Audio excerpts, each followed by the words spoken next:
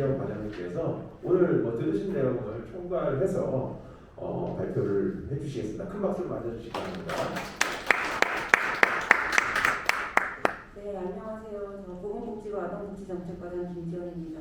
오늘 이렇게 좋은 자리를 마련해 주신 모든 분들께 감사드리고요. 또 좋은 발제 해주신 분, 발제 토론해 주신 분들께도 감사드립니다. 많이 재원적이 많습니다. 우선 정부 정책 목표는 사실은 보호대상 아동에 대해서 이야기할 때는 보호대상 아동이 발생하지 않도록 하는 것, 그게 이제 가장 최우선 목표가 돼야 될 거고요. 그리고 이제 복지부에서도 조금 더 집중하고 있는 지점은 사실 보호대상 아동이 이미 발생했다면 어떻게 차별 없이 공정하게 기회를 부여받고 성장할 수 있게 할 것인가인 것 같아요. 그래서 양질의 보호 서비스를 제공하겠다 이런 표현들을 많이 써왔는데요. 오늘 사실 김성란 대표님께서 어떻게 하면 행복한 보호가 되게 할 것인가에 대해 집중하고 있다는 표현을 써주셔가지고 사실 약간 좀 충격을 받았습니다. 행복한 보호라는 표현을 왜 감히 쓰지 못했는가? 이거에 대해서 저도 역시 좀 반성을 좀 해야 되겠다는 생각도 좀 들었고, 조금 더 적극적으로 우리가 공평한 출발과 기회 보장이라는 것을 더 나아가서 행복하게 더 그런 정책 목표를 세워야 정책 패러다임이 바뀔 수 있겠다는 생각이 좀 한번 들었고, 그리고 김진호 박사님 발제 중에 뼈아프게 다가온 점이 사실 제가 오늘 충실하게 발제해 주신 그 매뉴얼을 제가 이게 10월 달에 개정 작업을 해서 배포를 했거든요.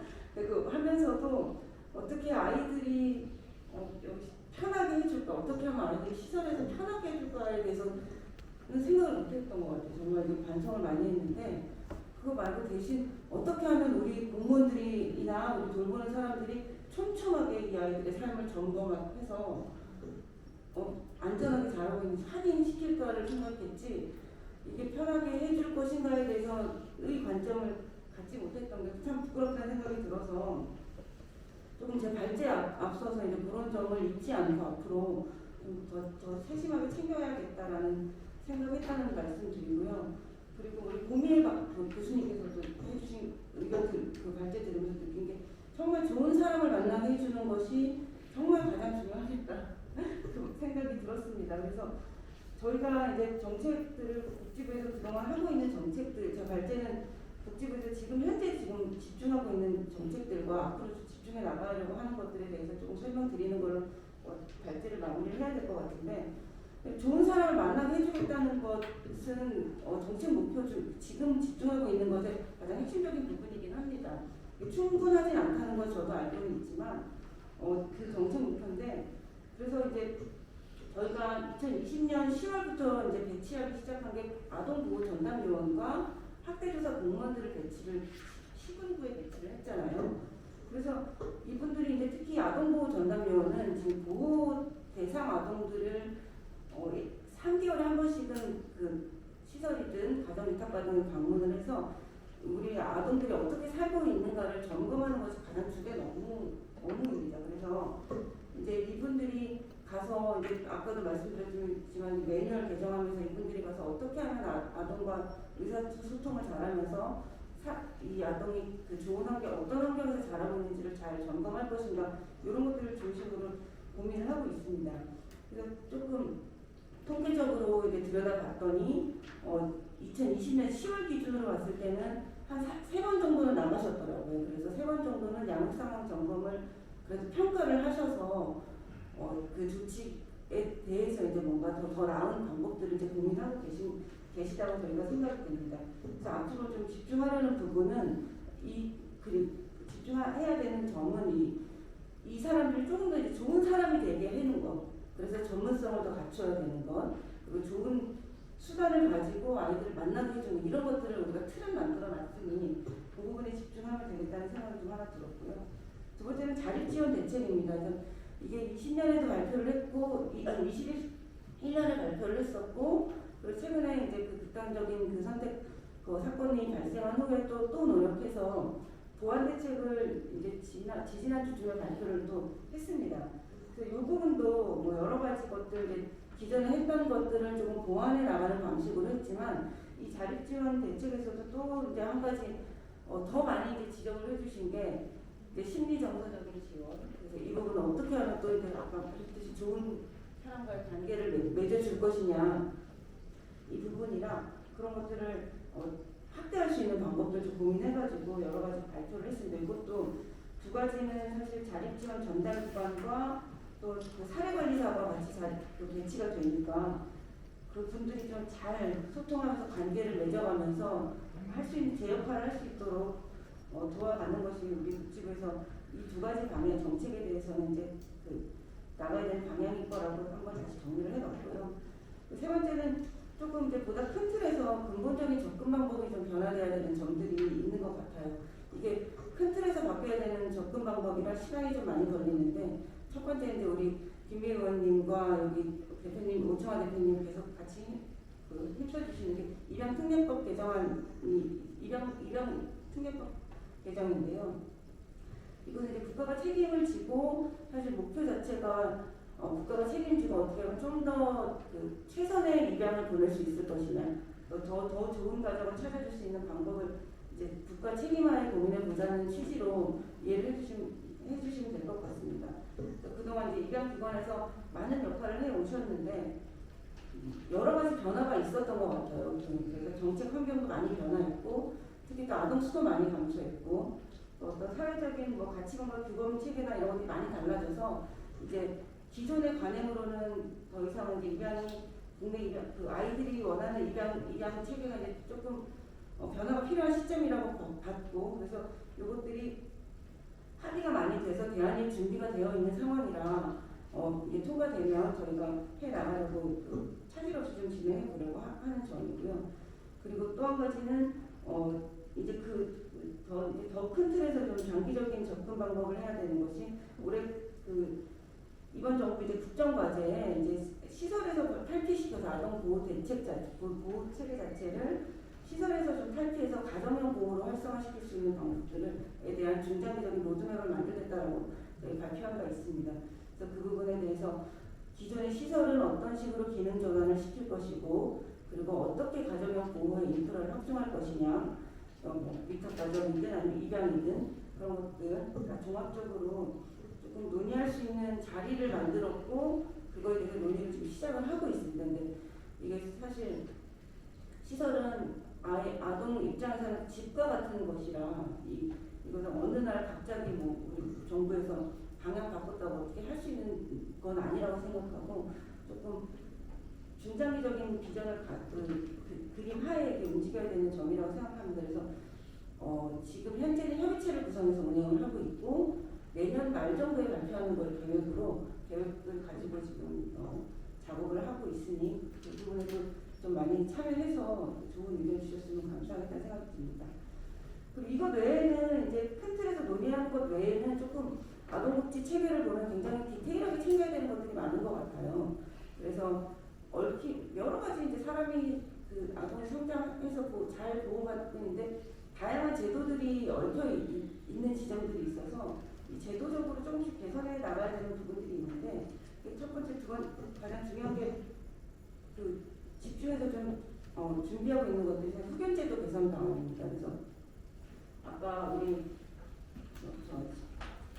시설에서 이은영 원장님 발표를 대신해 주셨는데 여기서도 법적 권한이 없는 문제에 대해서 지적을 해주셨는데 후견제도를 들여다보면 지금 현재도 보호대상 아동의 한 11%, 12% 정도가 친권자도 없는 상태로 후견인도 없는 상태로 이렇게 지금 살아가고 있는 상황이더라고요. 그래서 이 부분이 법적인 미성년자의 경우는 이제 법적인 후견인이 없다는 것이 정말 삶의 제약이 굉장히 많이 될 거라고 생각이 되고 근데 이게 한 군데서 해결할 수 있는 것이 아니라 많은 게 얽혀 있더라고요. 법원과의 관계 그리고 지자체의 역할 또 각각의 법칙에 굉장히 다 얽혀 있는 것들이 있어서 그 부분을 좀 정리해서 저희가 계획을 만들어서 이제 제도 개편 방안을 발표하려고 준비를 하고 있습니다.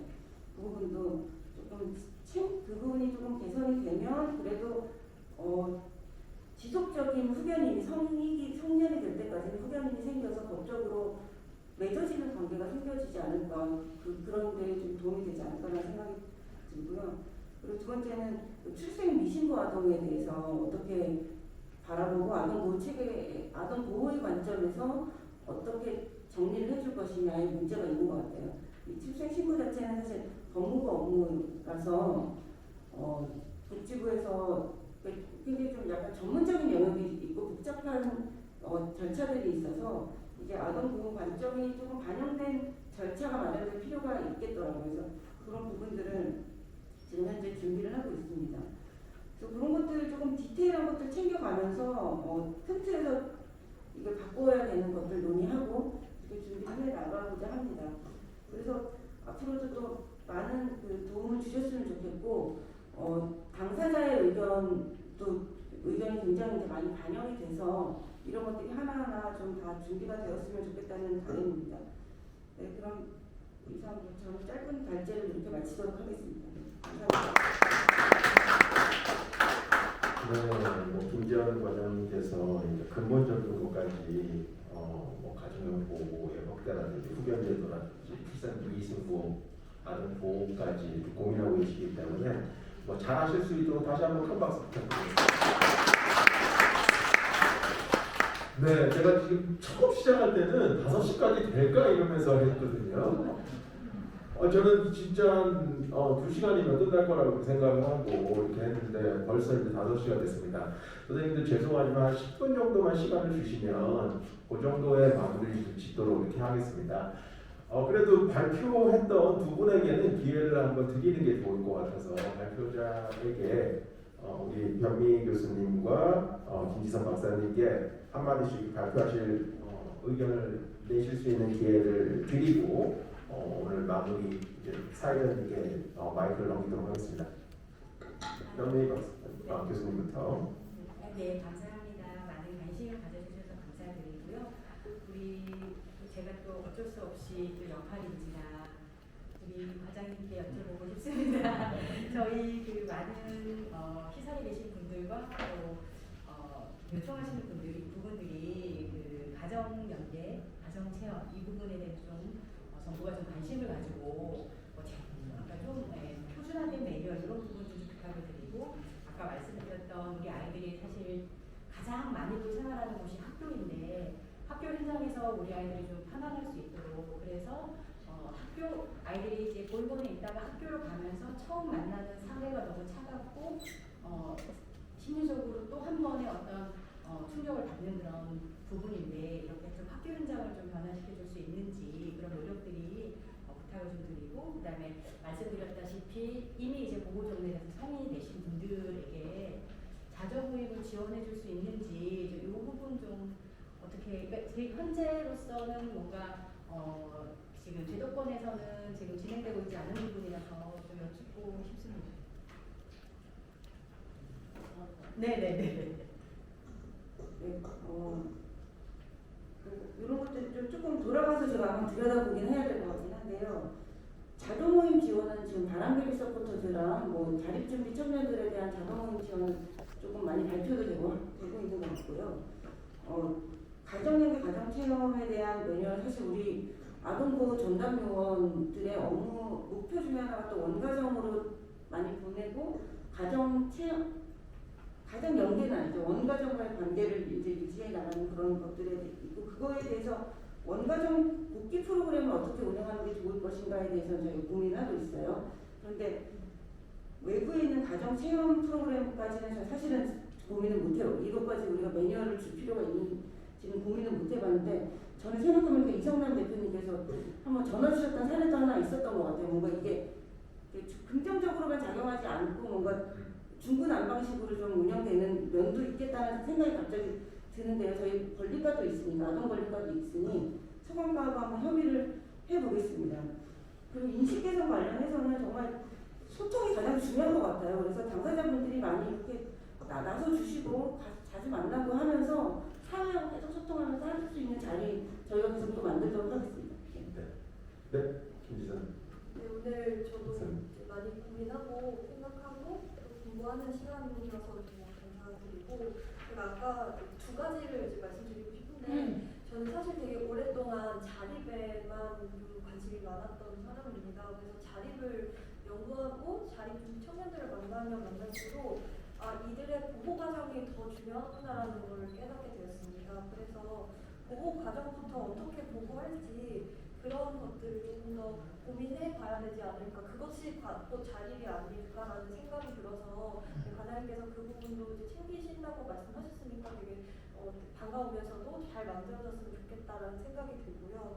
네, 두 번째로 탈시설 문제인데 탈시설에서 저도 그러니까 시설에서 대규모 이런 데서 생활하는 것보다는 가정과 유사한 환경에서 사는 것이 더 좋다라는 것에는 동의하지만 과연 그러면 대안이 있는가라는 생각을 했을 때는 사실 지금은 대안이 있을까라는 생각했을 때 잘 모르겠거든요. 그래서 급하게 하기보다는 물론 장기적인 추진 방향이긴 하지만 대안을 좀 더 많이 만들어두고 그것을 향해서 조금씩 나아가는 게 필요하지 않을까라는 생각을 했습니다.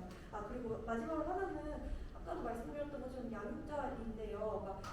좋은 사람을 만들어주는 게 정말 너무 중요하고 오늘 많은 분들이 공감하셨지만 그 좋은 사람을 어떻게 만드는지에 대해서 과연 지금의 그 3교대가 물론 선생님들한테는 어떤지 잘 모르겠습니다. 하지만 과연 그것이 좋은 사람을 만드는데 걸림돌이 되진 않을까라는 고민을 계속 하게 되거든요. 그 부분도 같이 풀어주시면 좋은 환경에서 보호받을 수 있지 않을까라는 생각해봤습니다. 네, 감사합니다. 네, 감사합니다. 하지만 모든 일이 쉬운 일이었으면 이미 다 해결됐을 거예요. 아마 어려운 일이기 때문에 계속해서 저희가 고민하고 있고 사람마다 좀 생각이 다른 게 아닌가 이렇게 생각이 됩니다. 저는 누군가 언젠가 고아가 된다라고 우리 이성남 대표님도 얘기하셨고 김성민 대표님도 얘기하시고 그러셨는데 여하튼 저는 그 고아가 없는 세상을 만들기는 어렵지만 고아로 버려두지 않는 세상을 만들어야지 되지 않을까 이렇게 생각이 됩니다. 토마스 카라이 이런 얘기를 했습니다. 고귀한 일은 처음에는 모두 불가능한 일로 보였다라고 얘기합니다. 저희가 지금 생각하기에는 굉장히 불가능한 일로 보이지만 어느 순간 노력하다 보면 그 길로 가게 되지 않을까 이렇게 생각이 됩니다. 오늘 귀한 저는 1회로 마치지 않고 조윤환 대표님 제가 한번 믿어보겠습니다. 얼마나 길게 하시는지 준비하신 고아권익연대 조윤환 대표님 그리고 고아사랑협회 이성환 대표님 그리고 김희윤실 최재형 의원실 전국이병연대 오창화 대표님 그리고 준비해 주신 관계자 여러분들께 진심으로 감사드립니다.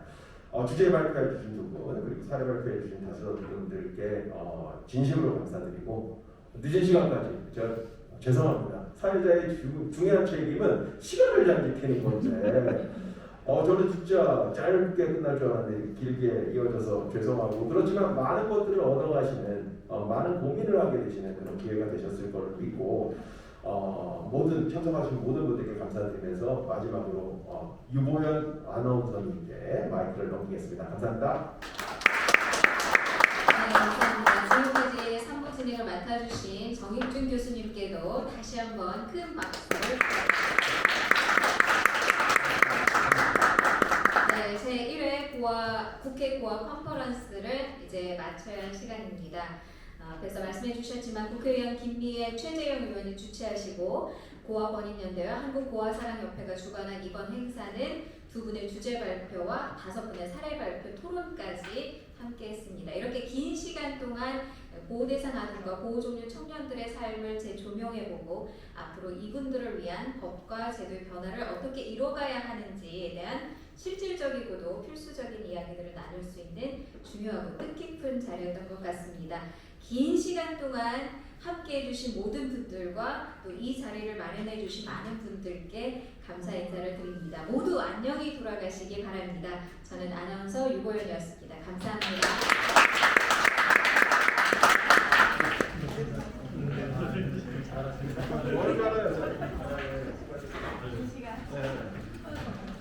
짧게 끝날 줄 알았는데 한번 만나야 되는데 네, 한번 갈게요.